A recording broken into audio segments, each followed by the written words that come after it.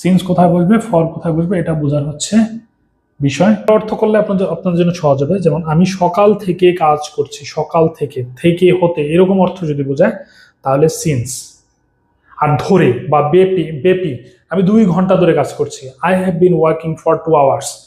যদি ধরে অর্থ বোঝায়, ধরে বা ব্যক্তি অর্থ যদি বোঝায়, বেপি ধরে বলবে আমি 2 ঘন্টা বেপি কাজ করছি, আমি 2 ঘন্টা ধরে কাজ করছি, এগুলোর ক্ষেত্রে আপনার ফর বসবে। আর যদি হতে বোঝায়,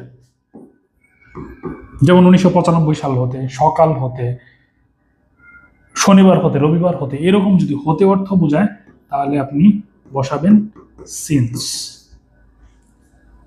বুঝে গেল? আমি সকাল হতে কাজ করছি, I have been working since morning. আমি 5 ঘন্টা ধরে কাজ করছি, I have been working for 5 hours.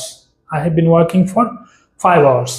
আশা করি বুঝতে পেরেছেন। ফরটা হবে পিরিয়ড অফ টাইমের ক্ষেত্রে। পিরিয়ড অফ টাইম, একটা হচ্ছে পিরিয়ড অফ টাইম আর একটা হচ্ছে point of time. Point of time নির্দিষ্ট সময় বোঝাইলে সিন্স, আর পিরিয়ড অফ টাইম অর্থাৎ সময়ের ব্যক্তি বোঝাইলে 5 ঘন্টা, 10 ঘন্টা বা একটা অনেক লম্বা সময়, সেটা যদি বোঝায় তাহলে হচ্ছে আপনি ফর বসাবেন।